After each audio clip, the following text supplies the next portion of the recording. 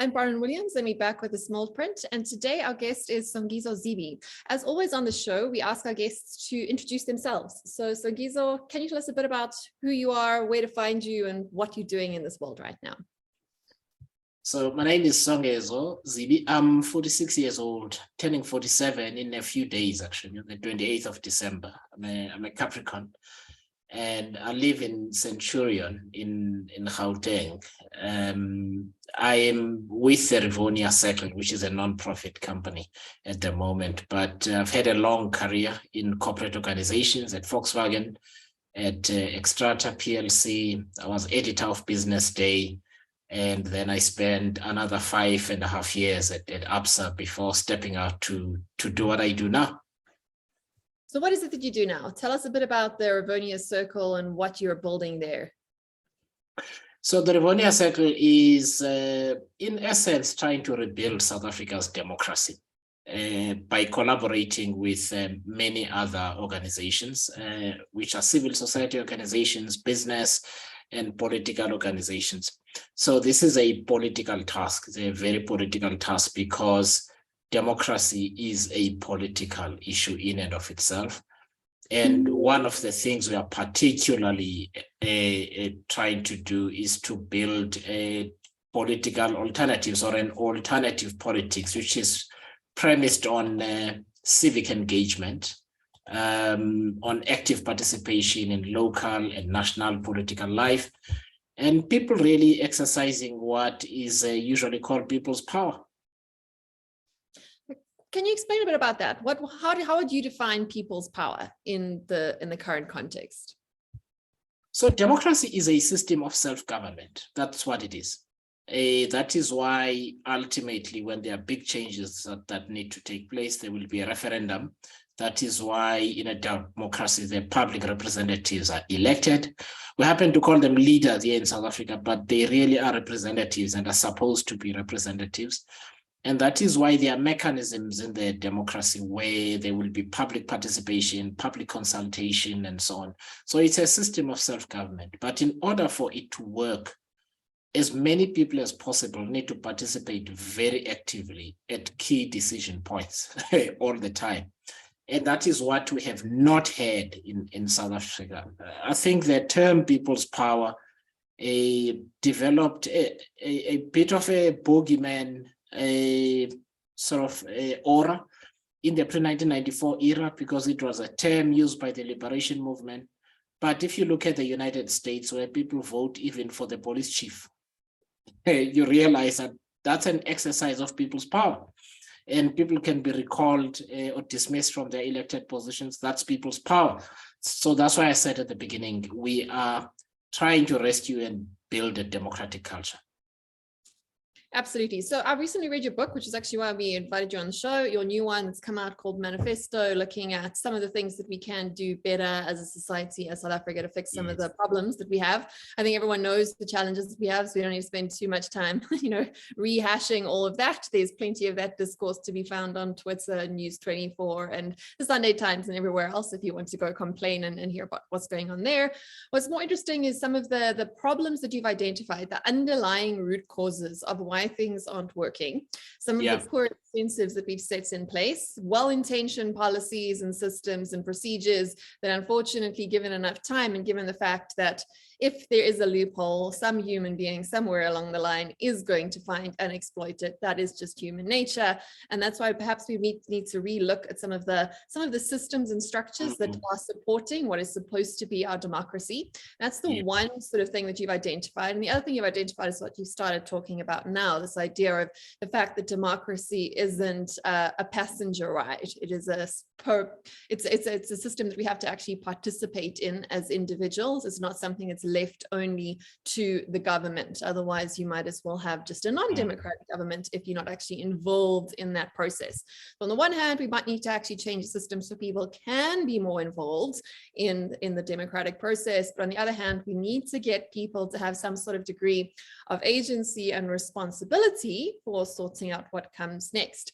I think that one of the quotes that I picked up from your book that was that really kind of hit the nail on the head for me in terms of where we are right now, is that we have to start working for the future that we want rather than waiting for the ANC or whatever other political party to actually deliver it. We have to actually manifest that for ourselves. Yeah. So that for me was sort of summed up the crux of the book, but I don't want to put words into your mouth. Rather, let's interrogate those two sides. The first one being, can you describe for us and for our listeners some of the challenges that you've identified with the systems and structures that underlie the South African democracy, and where you've identified that perhaps there could be incentives that could be exploited against the electorate and against the country, what they should be protecting?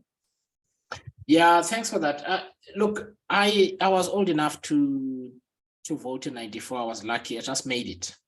I was 18, going on 19 in 1994. And I do have a personal memory of some of the logic behind some of the systems that we have. I'll make a couple of examples. We ended up with provinces because there were some parties in the negotiation that wanted us to be a federation. For instance, the Inkatha Freedom Party, the Freedom Front. It's a Freedom Front plus these days, but it was a Freedom Front then. There were some homeland leaders with armies, etc., etc. They wanted South Africa to be a federation rather than a unitary state. And so there was a compromise that you're going to have provinces. So we ended up with a system that has provinces.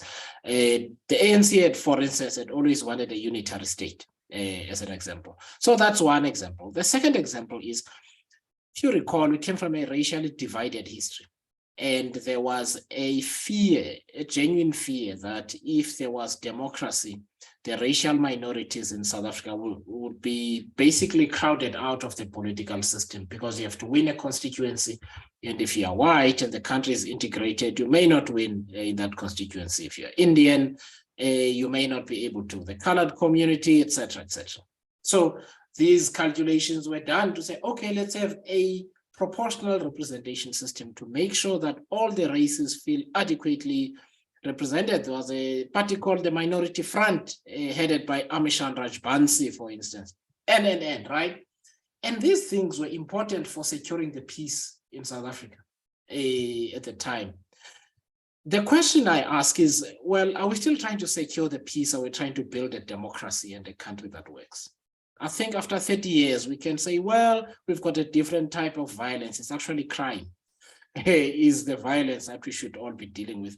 But otherwise, South Africans across all races have got heroes and villains across the board. And they see, friends and kin and enemies politically in terms of politics rather than racial minorities. So let us change the system, because you'll find a lot of white people who prefer to be led by a black person and vice versa. That's a fact of a country that is progressing. And that is one of the reasons I propose that we change the electoral system, because the problem we're trying to solve then has given us an unaccountable party political system where you don't even know who your MP is. It doesn't work. And so it's one of the changes I'm proposing that we make, apart from saying that we should abolish provinces altogether anyway, which is a topic all on its own that we can go into. Yeah, we can definitely unpack both of those. Just in terms of the proportional representation that we have, I mean, alternatives are everything from like the sort of, I think it's the Swiss system of actually direct democracy, which is something that's become quite rare across the world. Although that was always the idea that people have kind of been understand democracy to mean. Do you think it's something like direct democracy could work in the South African context, or does there need to be some sort of a party filter between the individual and exercising their right to participate in saying what happens with society? Look, I think we still need parties, because a party is an institution. It can formulate rules by which the people who believe in a certain political idea can be governed as a collective, or can govern themselves as a collective, that the rules are clear. I think we have to accept that we are a young democracy. 30 years is not enough. I mean, the United States is battling, but they've been a democracy for hundreds of years.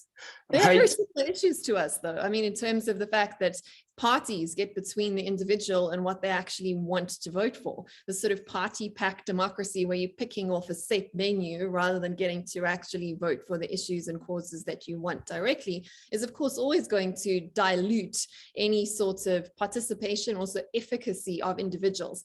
And the dangerous thing there is if individuals feel like their votes are basically cornered, that you have to pick a color t-shirt, that you don't actually get to vote for your principles or vote for something that's actually going to effectuate change in the way that you want it, people become very, very demoralized very, very quickly. And this is also the symptom is played out in the United States. If you look at the populist leaders they've got, quite often it's more that the populist leaders got in because people didn't vote rather than because people did, right? It's those apathetic voters and the people that just don't see that their participation has any point that end up actually perpetuating, ironically, these sort of set menu policies that are getting us nowhere. And this is a global phenomenon. Yeah, so look, I was completing the point. So I was saying that we're a young democracy, and we do, I think the institutional capability is important for the purpose of organizing. So let me give you a specific example. I was involved with an organization called the Third Republic. I co-founded it. Our objective was to support independent candidates specifically so that they can be elected directly. So we started looking for people that had contested in 2016 as independent candidates. They were traumatized. It is extremely difficult to get heard as an independent. You don't have the money, you don't have the resources to get around and to advertise yourself and so on. So there are real constraints that make it really difficult for people to step up on their own. And so my saying that I still feel that parties are necessary is not to say we shouldn't have independent candidates. In fact, at Rivonia Circle, we're fighting a pitched battle against Parliament to ensure that independent candidates are on the ballot, actually. So we do believe I'm merely being pragmatic. I'm being pragmatic. I have kind of tried to help people in the space, and they don't win because they don't have the muscle that political parties have. So I do think that the work that we're doing at Rivonia Circle and that we're now doing with the RISE campaign is to build a culture where you can eventually have a direct democracy. Yeah. Direct democracy works when people are not sort of withdrawn from the political system. They're noisy, they're active, because it is from that lot that you're able to get people who are then able to step forward. It's difficult to just transition to that when people have lost faith in politics and they're like, it doesn't work, I don't know, which is where 28 million South Africans are. Out of the 40 million that are eligible to vote. So I'm saying there is an evolution that we have to accelerate here so that we can get to the fullest extent of the democracy. But finally, Barack Obama often says, and I agree with him, democracy is an experiment. We have to keep experimenting with systems that will eventually get us to where people, I think that the democracy really works. And even then we keep experimenting to keep improving it all the time. I think that's an interesting point. I think that often the ideas that are spoken about around democracy also include ideas around things like capitalism and free markets and what goes on there, like the economics and the politics of the system. And I think that what's the interesting contrast between democracy and capitalism, which most of the sort of liberal world have adopted both of those ideas, is that capitalism, more than being an ideology, can be seen as being a description of the sort of basic states of nature, you know, like the unregulated states of nature, the way people interact with strangers they don't have ties for, you know, this idea of adversarial and also sort of self-accumulation and self-preservation is a description rather than actually an ideology. Whereas democracy is quite the opposite. It's antithetical to human nature to coordinate in such an extreme way, at such a large scale. But it's something that we've worked very hard to define. And when you start to marry those two ideas, it's sort of like the opposite of democracy then would be complete anarchy and state of nature, which could be comparable to kind of what we've got with capitalism. And then it becomes quite interesting to sort of pull those two worldviews together into what you see as kind of being the political economic philosophy that underpinned the original intentions behind our constitution and what we were trying to build in South Africa over the last 30 years, being an idea of a more sort of democratic form of socialism, right? Which is trying to then blend both of putting rules and systems in place to preserve the sort of society that we want to have, understanding fully that it wouldn't emerge naturally, that this actually has to be cultivated like a garden, right? It requires work. And that is where I think people get democracy wrong. And I think it's also where it becomes quite counterproductive when you start conflating those ideas of like democracy goes together with capitalism, because this is, I think, a common fallacy that isn't often articulated, because people try and contrast the liberal world order with a totalitarian, more sort of communist state and say those are the two alternatives. We can separate a whole lot of things from that. And rather we need to start with the sorts of garden that we actually want to cultivate and grow, and then put the rules and pruning in place to try and make sure that grows in a way that we want it to grow. I don't know if you agree with that, but maybe I want to give you an opportunity to talk through what you mean. I don't know if you speak about it in your book a little bit when it comes to sort of democratic socialist kind of society that you see as being the sort of garden that we want to create here in South Africa. Yeah, no, thanks. So look, I think the one of the reasons that the human race is able to survive for so long and has supremacy over the other mammals and others in the system is the ability to organize, to get together and allocate tasks, to build institutions and so on, right? Human beings have got that ability. I am not aware of another earthly species that is able to do the same. To improve themselves, yeah. Yeah, to improve themselves and to work cooperatively at a supremely coordinated level to an extent that and also the ability to endure pain for a specific outcome. So human beings have got that ability to say, this is where I want to go. This is what athletes go through, right? They will train, and training is extremely painful, but there's an outcome that they're looking for. And therefore, this becomes a philosophy that you suffer through something because the victory is sweet and that sort of thing. It's the same reason human beings coordinate and go to war to conquer other human beings. And so it's ugly. And so there is this ability. And I think from that human ability to organize came unintended consequences, and there always are in life, which is the purpose for which then human beings organize. That ability to organize to that level resulted in colonialism, for instance. It resulted in slavery. The development of technology, gunpowder technology and explosives and so on is a reason why some countries were able to conquer others and enslave them and that sort of thing. And therefore democracy arises, I believe, out of an understanding that, well, with all of these talents and abilities that we have, we also have to be kind and act according to certain rules that we have and behave ourselves in ways that have got the least harm, basically. And even so, you still have people who militate, who kind of weaponize a democracy against itself. The earth is in trouble, but in the United States, you've got people that are elected who say climate change is a hoax because they need to stand for fossil fuel industry interests and that kind of thing.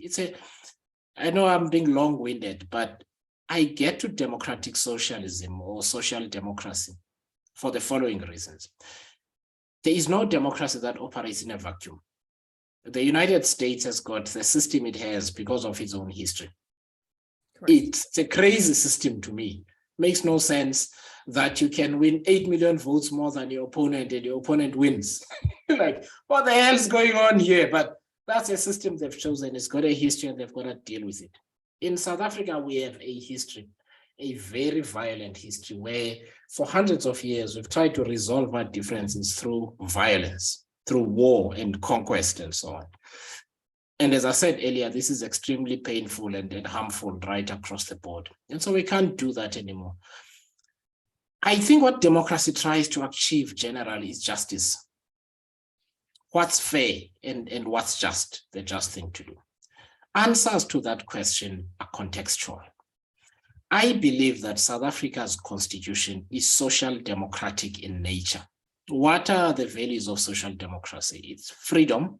I think I think every South African has felt some kind of oppression, including Afrikaners themselves, right? They will tell you, well, the British were nasty to us. And so I think freedom is something that resonates with South Africa, both at a collective and a personal level.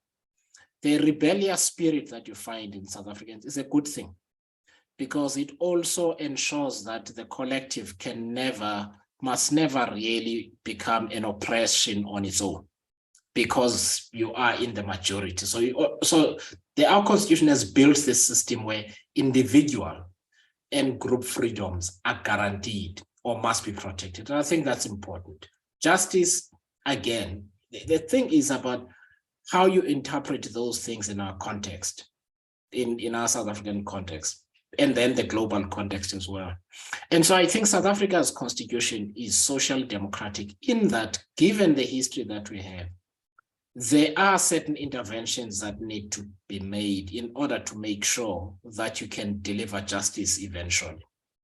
And for me, justice is not just equality before the law, but it is a system of fairness that works for everybody, that doesn't go out to disadvantage anyone, but makes sure that who are at a particular disadvantage are able to get to a point where they can compete. So it's also not a handout in that way. South Africans also they are very entrepreneurial. You can't substitute. In fact, I think more than anything, more than the democracy thing, for me, is that one of the reasons I believe in entrepreneurialism and free enterprise is that people are able to pursue whatever they want to do, as long as it's not harmful to society. Right, and people must be encouraged to do so, particularly when what they're doing is going to be good for society. If they make money in the process, sure, they can make money. But the question is, do we allow instances where insulin is very expensive, like it is in the US, but across the border it's cheap? You're like, no, actually no. Make money, but don't profiteer, especially under certain circumstances. But if somebody wants to buy an expensive yacht, that would otherwise be $20 million, but they're happy to pay $50 million. Hey, knock yourself out, but don't punish the small guy. You know what I mean? So that's why I'm saying that I think this is a middle ground system that allows us to live as a collective in a society that is fair in our context, but also you guarantee individual and collective freedoms in such a way that you remove as many oppressions as you can. I think that's an interesting point. I want to come back to something that you said just a few sentences ago in that answer, that you were talking about creating a system of justice. But another point that you come across quite strongly in your book is that a system of justice, a rules-based system of justice, is only so effective, and in fact can actually become counter-effective when you're trying to govern everything through rules, because you're constantly having to make more rules. And again, that becomes an irony when it comes to do with freedoms and all the rest of it. Yeah. Rather, one of the challenges you've identified in South Africa is that we don't have a culture of justice-based norms, whether we're talking about a culture of gender-based violence or a culture of tolerating corruption or various forms of immorality from our leaders, whatever way you want to put it. That part of that's the self-sustaining of any sort of justice-based system. There have to be values and norms of justice baked into society, and not in a sort of Stasi or the Chinese Communist Party sort of incentivizing people to rat on their neighbors, or the Indonesian government asking parents to out their children who are living together instead of being married, kind of a spying on each other system. And we had a taste of that here in South Africa during lockdown, when you had neighbors calling the police for people that were violating some of the more menial lockdown rules, like the wearing or purchasing of slip slops or walking of your dogs in the afternoon kind of rules. We don't want a culture of spying and Stasi-based sort of distrust among neighbors, but rather it's a case of society upholding good norms and values, or norms of justice that we all agree on and all understand, and then calling people out when they violate them, or at least not making excuses for people, particularly people in leadership positions, when they do. And again, it's a fine line. It's a fine line between having a panopticon society where everyone is naked and alone and distrustful of each other and monitoring each other that way, and having a much healthier healthier society where when people do fail in terms of drunk driving or being caught with their pants down, literally or figuratively, that society collectively understands that that is not the behavior that we want to have, and not behavior that we're going to tolerate from our leaders, and not behavior that we're going to make excuses from, because that sort of culture can't be enforced by rules. You could only end up with that Stasi kind of, that secrecy and that neighbor versus neighbor, every man for himself society, if you rely only on rules.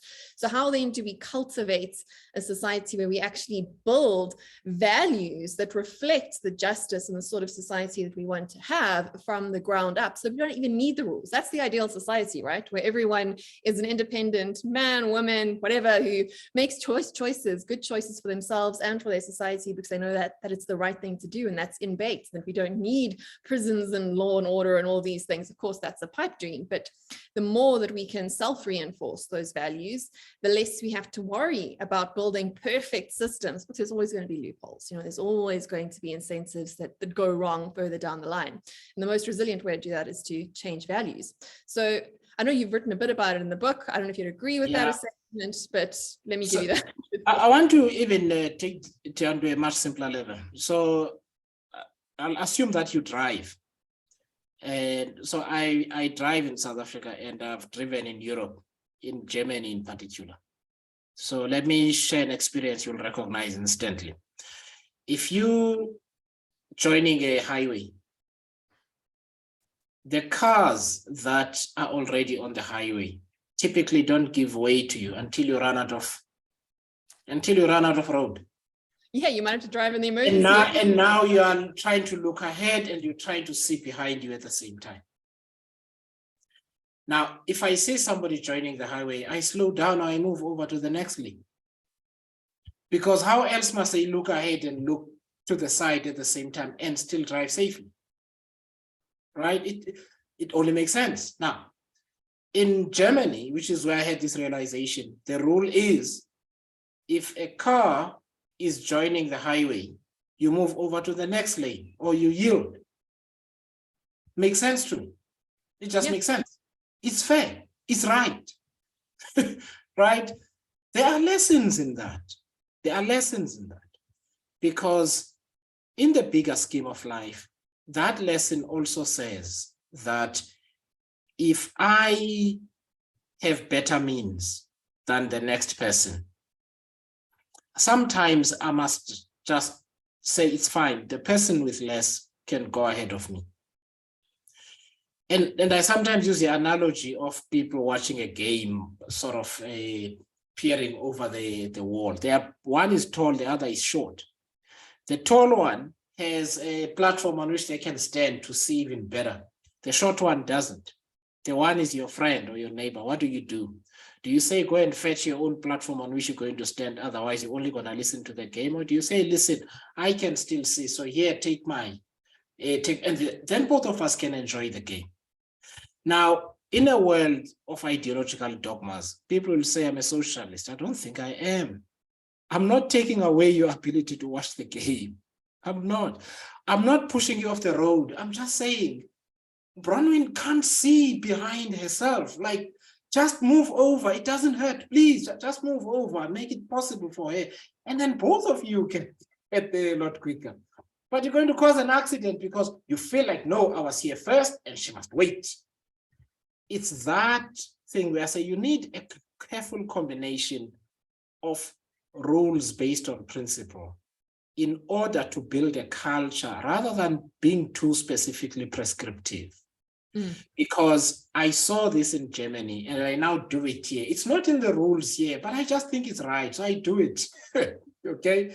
And that's how life ideally is supposed to work. If we can build this society that learns, that centers fairness and justice.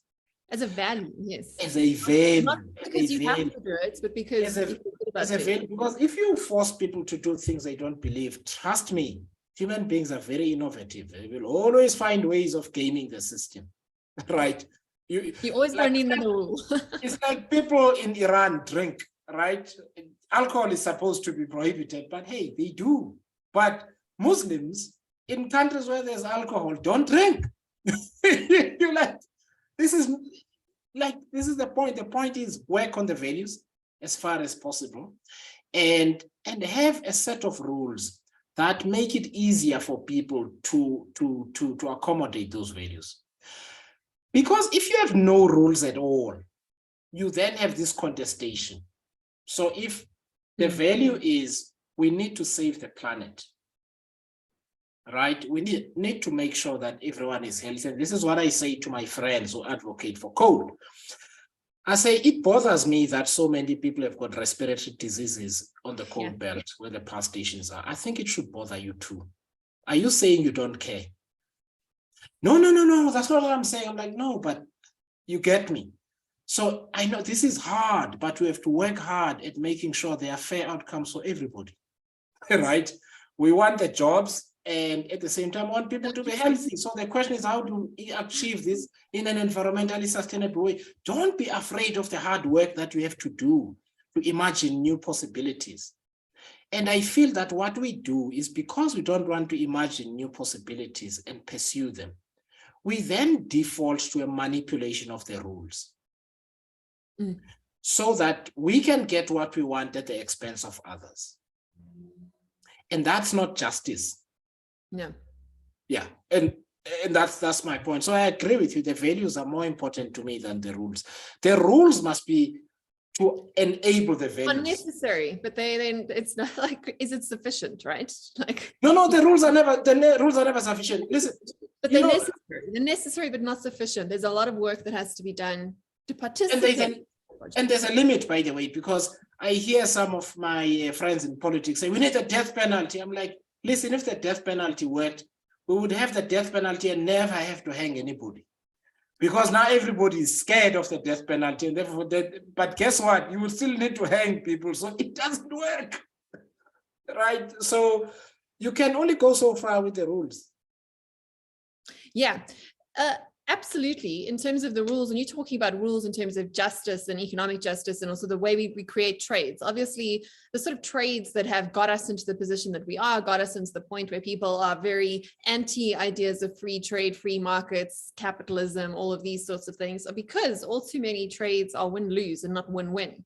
When capitalist type systems work beautifully is when you actually have win-win trades, where trade is literally a trade, where I'm getting something I want, you're getting something you want, we both walk away happy. That's how it's supposed to work. That's not how it works. It's not how it works because, quite frankly, there are bad rules. There are rules that actually are in place to keep winners winning and losers losing. Right? There are very unfair rules that have been there too. So rules can be used to perpetuate problems, not just to remove them. And unfortunately, often rules that are put in place to try and help the vulnerable often end up getting exploited by the more powerful, who have better lawyers that are able to exploit those systems. I'm glad you touched on some of the eco issues too, because I already see in some of the policies and procedures and incentives that are being put in place to try and maintain global eco goals, that we're putting some very bad incentives in place for bad behavior. I mean, we see this already. It's if you have half a brain and you're able to look at the ESG stocks in portfolios and international portfolios and things that are claiming all of those points, they're the same old dirty companies that have been doing bad behavior forever. They've just been able to, negotiate their portfolios around the new scorecards to make themselves look good, right? They're the people that can best meet the metric, not necessarily people that will best solve the problem. So rules can fall down in that regard too. Again, not to say that they're not necessary, but they're far from being sufficient. And I think that one of the other ways we can attack where they lack of sufficiency, particularly in the South African context, is when it comes to the virtue, for want of a better word, of the leaders that we tolerate.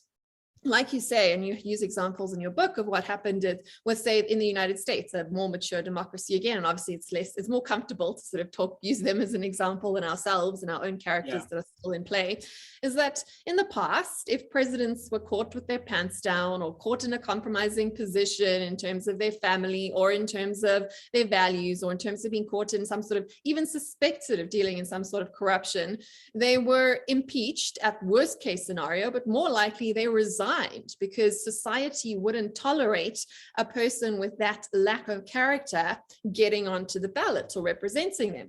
But over time, we seem to become so much more complacent about electing people whose values and morals simply don't reflect our own. I mean, you've gone from a case of people being not even able to run for president if they were even suspected of some sort of immorality, to literally getting Donald Trump being able to, talk about literally grabbing women by the pussy and still getting elected. That's an incredible example, but it shows how norms have absolutely failed to reinforce the systems. And in that regard, the system is now actually working against us.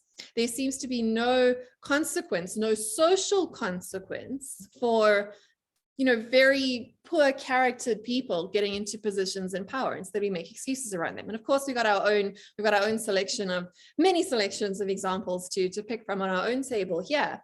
What then has gone wrong in our society that we don't expect our leaders to be held to even a higher level of character and accountability that we would uphold ourselves?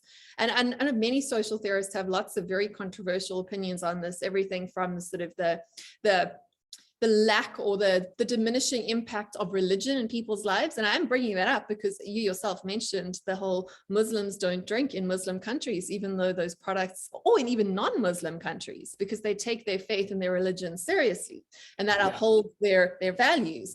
That's one sort of thesis that's been, or hypothesis that's been put on the table, that as we become more secular societies, we become more tolerant of more divergent norms. And of course, on the other side of the argument, people would say that's a good thing. We're not so prudish anymore, that we're more tolerant of people's desires, needs, wants, and what they do in private shouldn't actually reflect how they are in public. But there's quite a lot of debate around that. And I think it's an interesting question in South African context, given that we are still quite a religious society, and that many people do still believe in some sorts of something other than just the state in our natural lives. Yeah. And I think that's an interesting point. But surely religion can't be the only way to uphold social norms. Are there any other examples of societies that are not tolerant of poor behavior or poor character in their leadership, that are not reliant on religious institutions to impose rules and norms parallel to the state? So I don't know, that's a lot that I've just said. Look, it's something I think about quite a lot, because norms are a problem. There's no society with no problems, right? But the first time I went to Germany was 21 years ago. And so I couldn't speak or read a word of German then, but there was a scandal there. And I could see, because this woman was appearing on all the papers that day, and everybody was discussing it. So I asked my colleagues, what's going on here? So they said, no, this is one of the wealthiest people in Germany. She's from the Daimler family. Oh, I was like, oh yes, that's the heir to the fortune. Oh wow, okay. So what happened? No, she had a tax avoidance scheme. Okay. Oh, I said, oh, is it illegal? They said, no, it's not. She just created a tax structure that basically minimized her tax the rules, exposure. Right? Yeah. And so everyone is unhappy about it, right? Because you don't do that here. We all pay our share. It's not illegal, but we don't do that here. That's one example. The second example was the chief executive of Pfizer. So he gets asked, and the anti-vaxxers circulated this video widely. He gets asked if he's vaccinated. So he says, no, he's not vaccinated yet, because his age group does not qualify yet, right? Because they started with the elderly, if you remember. Yeah. He's in his early 50s. So he says, no, his turn will come, but he can't. So this was circulated as a sign that the vaccine is dangerous. But I've been to Germany many times. I must tell you, if he had said he's been vaccinated, there would have been hell to pay. He would have had to resign. And that's because Germany came out of the war with nothing. It was razed to the ground. It was thanks to the Marshall Plan that Germany was able to get up. And that is how, even when Germans are conservative socially, they still have a social democratic outlook, because it's just the history. They're just certain things that you don't do. Tax is high and that sort of thing. But at the same time, you go to a public hospital. I mean, when I told a friend of mine that my kids go to a private school, he says, "Oh, is this school good enough? Are you saying it's a private school? Do you trust them?" Because the public schools are good over there. You know what I mean? So the social correct. I talk a lot about the moral idea in my book, right? This doesn't happen on its own. It needs to be cultivated. Right? It needs to be cultivated. And one of the things that's hardly written about, which I think is really important, is the extent to which Black professionals idolize Thabo Mbeki, even through the HIV/AIDS thing, which for a lot of people was the one defining thing. But the one reason that, a couple of reasons that Thabo Mbeki was really popular was that he is thorough. He reads obsessively. So it started to develop a culture of professionalism at that level. If a document went to him, it would come back with hundreds of sticky notes because he's read it with lots of questions and comments and that sort of thing. And he remembers everything. He's applied himself as a virtue that all of us should have. That's really important because it does talk about professionalism and standards and that kind of thing. So what I'm trying to say is this: you need to establish through norms on the one hand, but you need a leadership that can lead by force of example. Of course, the disadvantage from Thabo Mbeki's studiousness, he also thought he was a virologist and got into things that he should have never got into, right? But on the whole, I think there was a positive in that sense, right? In that I saw people reading books that people were not reading books before. I saw people quoting philosophers and all that. I thought that's a good thing. It's a good thing because it says intellectual application is important. You must read, don't just talk. And I think we can benefit from this kind of leadership by example and understanding that we're not quiet. And the last example I'll make is Jackson Mthembu, the late Jackson Mthembu. He gets drunk, gets arrested for drunk driving, goes to court, he pleads guilty, he pays a fine, he stands in front of the TV, he says, "I really should have known better as a leader. My behavior left a lot to be desired, and I'm sorry." End of story. No ifs, yeah, my driver didn't come, and no. Blue lights on, He just said, "I shouldn't have done it. It's wrong. And my behavior left a lot to be desired. I'm sorry." Very short statement. And I said, "You know what, Jackson, don't do it again. It's okay." I love that example. That's such a good example because on the one hand, we cannot expect our leaders to be perfect messiahs. We should not be holding out for some sort of perfect godlike person who's going to save us from ourselves. That's impossible. The people that serve us, because they are supposed to be public servants at the end of the day, are men and women, flesh and blood, and they will make mistakes. So we can't expect them to be perfect, but at the same time, we do expect them to try to live up to the office and the honor that they have been placed in, right? And I think that we have to have some sort of dignity as a population. I think that South Africans for so many centuries have been stomped down on by leadership who has looked down on them and disrespected them. We've almost started disrespecting ourselves by allowing disrespectful we people. Denigrate ourselves, actually. We denigrate we need ourselves. self-respect when it comes to the people that lead us. No, absolutely. So I just feel that understanding that we are not perfect, the most powerful thing one can do is to say, "I made a mistake. I'm sorry. Right. Actually, I screwed up. I'm sorry." That's it. Honestly, I mean, just don't repeat. Why is it so rare, though? Why is he such a rare example? I think it's arrogance. I mean, look, there's a friend of mine from Port Elizabeth, Albert Teron. So sometimes, like, I would have these arguments with him where I say, "Yeah, but that's not what you said yesterday." He says, "I changed my mind." So I say, "But why?" He says, "What's the use of a mind if you can't change it?" And that's the thing for me. It's about transparency, right? It's about saying, "I thought," and it's not just about bad behavior. It's just about something you did in good faith, right? And it turned out to be wrong. It's about saying, "Listen, I was trying to solve this problem. Now that you've explained to me where I've gone wrong, I agree with you," right? That we should do it differently. So it's okay. Don't dig your heels in. You know what I mean? It's like, listen to reason. And I think when you establish that culture, which we tried to do at Business Day, there was only one time we were ever taken to the ombudsman when I was at Business Day. And that was because people would call about an article and say, I want to take issue with what you're saying on page whatever in that article. And we say, okay, yeah, what's the story? And the person explains. And more than half the time we'd go, oh yeah, you're right. Okay, we'll fix it tomorrow. What can they do? Yes.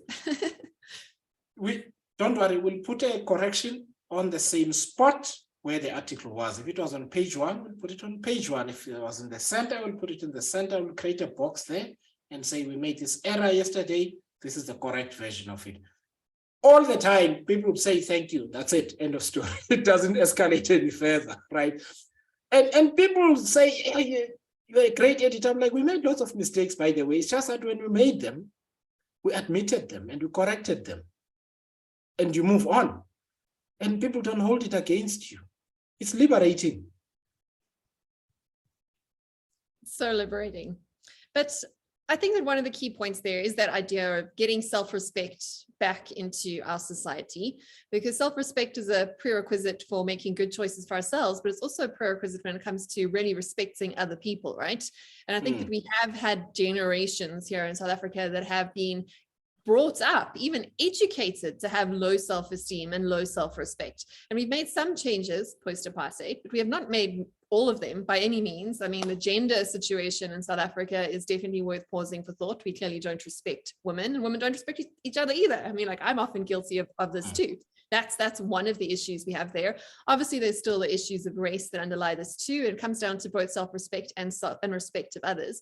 But the other thing with self-respect is that self-respect is necessary to actually execute your own agency and to be proactive about directing the course of what comes next. I think that this is both South Africans, and I've spoken and written about this myself quite a lot of times, that's both South Africans' greatest strength and greatest weakness is our ability to make a plan, right? To just keep going even though things are working around us. We used to complain about sort of stage 1 load shedding, then we got used to it. We made a plan, we bought a lantern, we bought some candles, we carried on, Then we get to stage 2, and then maybe we bought a generator, and then we get to stage 4, and now we complain a bit more, but it's okay, we'll just go buy another generator, we'll buy some more oil, it's fine, we'll make a plan.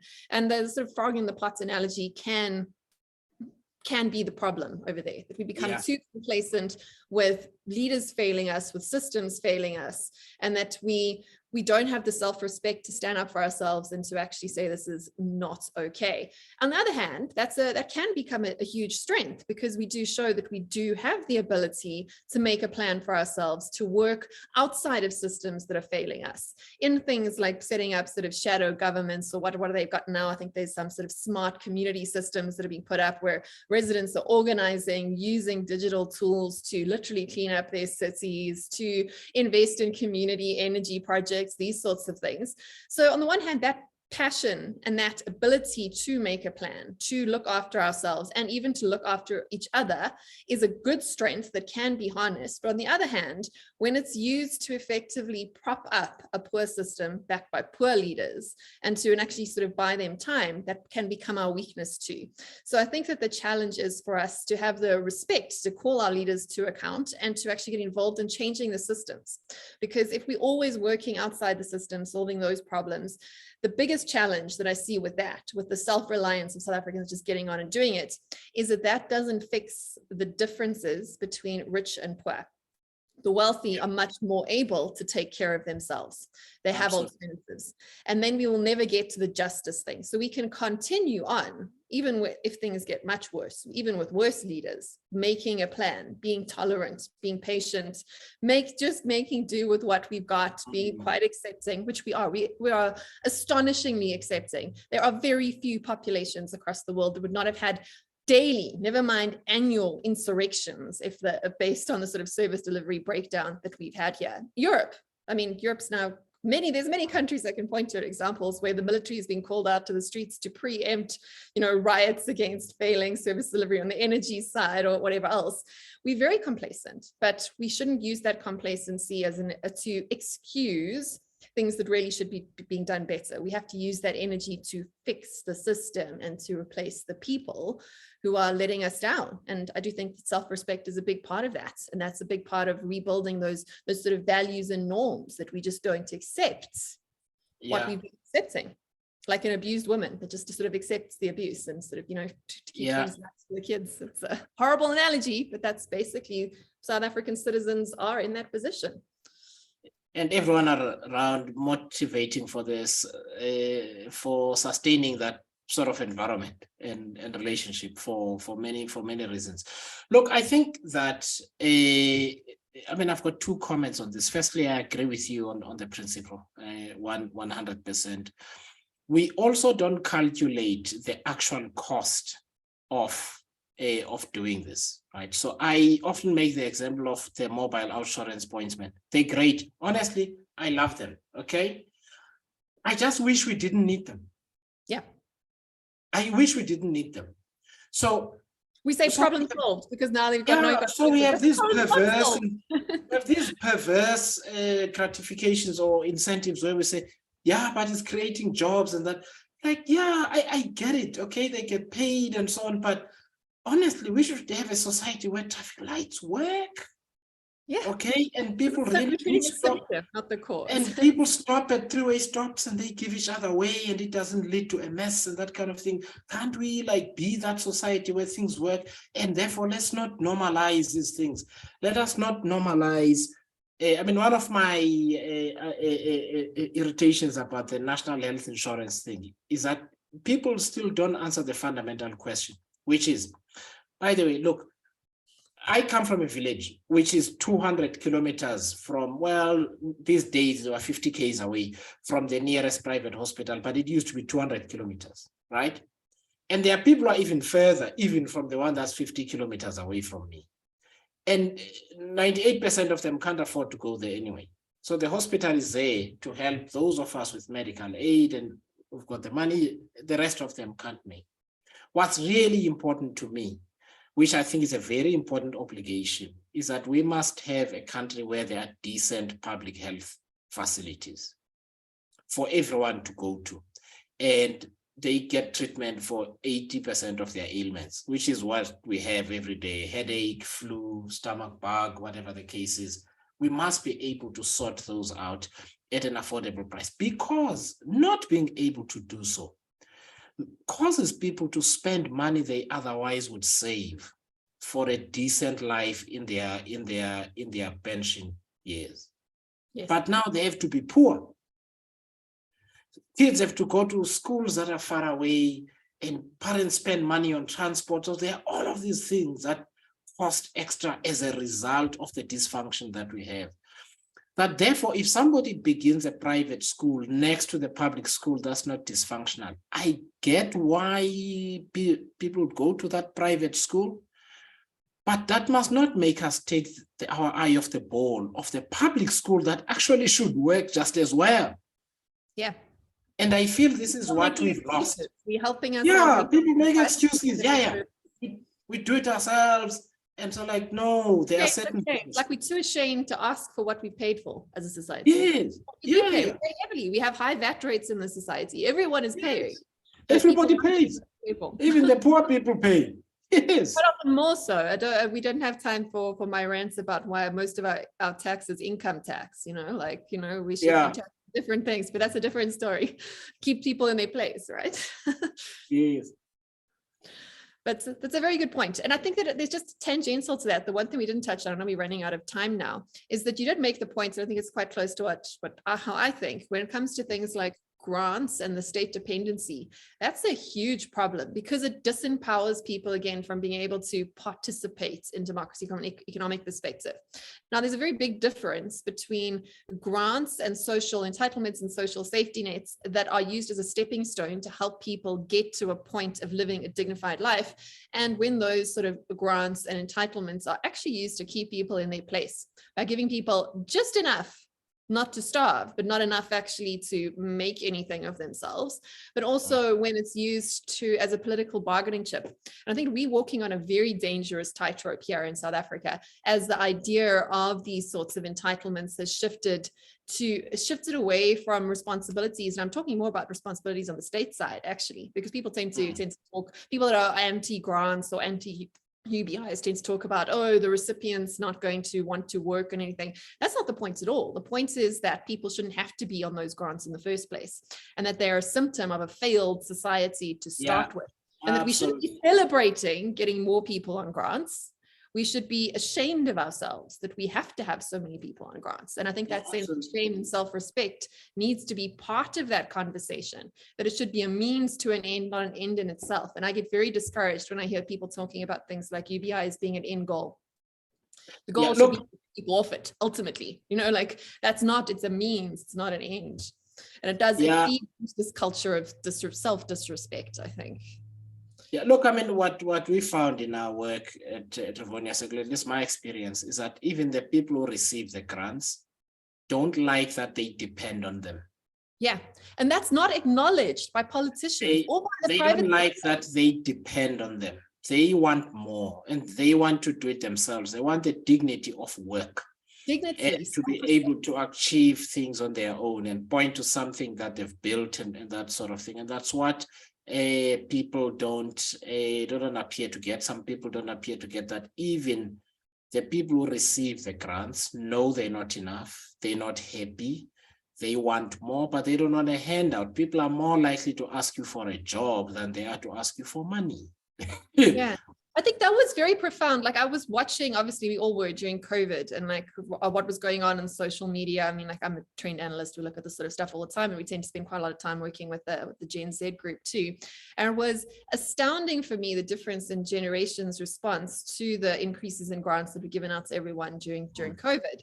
And younger people saying, we don't want this tiny amount of money. It's not going to help me do anything. I want more than that. I want a job. I want something else. I don't want your stupid handouts. And there was all the sort of pictures that we saw coming out of the rest of Africa, with young people literally throwing the cheap menial handouts that they were getting from trucks, from sort of self-righteous government officials and foreign NGOs, sort of giving them sort of meaningful food, actually rejecting it altogether and saying, we don't want this. Like we want a future. We don't want to be kept in the same place.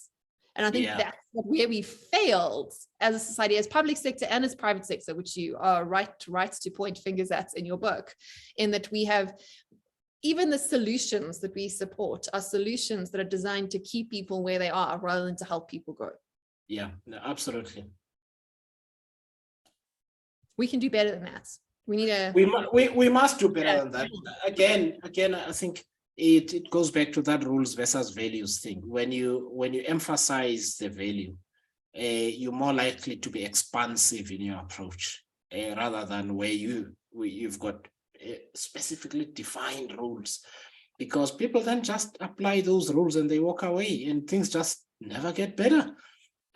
Because we've given you a handout, but we give so much in social grants. Just enough to survive, not enough. What more do you want us to do? Okay. The goal should be that every South African should have the opportunity to build a meaningful and prosperous life. That's what we should aim for.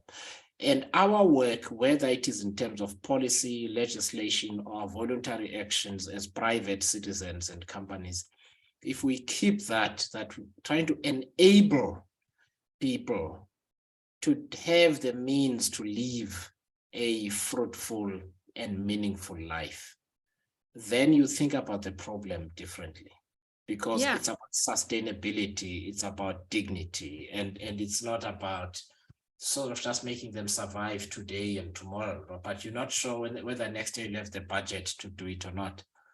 Your whole approach changes to problem solving in terms of our social and socio-economic issues. Exactly. In terms of the social safety nets and entitlements, grants, whatever you want to call them, again, just like the rules, they're necessary, but they're far from sufficient. The problem is not solved. that you hand people a menial check, once a month. We have not solved any problems at all. But these are problems that we can solve together. We need to get our heads in the game. We need to use our self-reliance, our strengths in that regard, to actually be proactive about fixing the systems that are failing us. And we should not be accepting. We should be upset at the things that are going wrong. We should be disgusted at leadership that has let people down. We should not be so forgiving of unrepentant individuals who are still taking food out of babies' mouths in a very literal sense across many of the municipalities in our country. And what we should also do is that more people should read your book. And maybe you can tell us, as we close off now, where people can find the book, where people can find you, and if you want to be found, what sort of destination process? Yes, I do. They can find me in the book. So the book is available at all major bookstores, Exclusive Books, P&A, and so on. But it is also available on Amazon, on Take a Lot, on Loot, and also you can find it on Kindle. For those like me who keep their books on their mobile devices. Otherwise, I am available at songezo@rivoniacircle.org, songezo@rivoniacircle.org. But thanks very much, Bronwyn, for having me today. Thank you so much for joining us. I hope I haven't kept you too long, but it's been an absolute pleasure. Thank you. Thanks very much. Thank you. If you enjoyed this conversation, please subscribe to our YouTube channel and rate us on all your preferred podcast platforms. If you'd like to find out more about what we're doing, please join our Substack community via the link in the comments below. And as always, we'd love to hear your suggestions for future guests and conversation topics.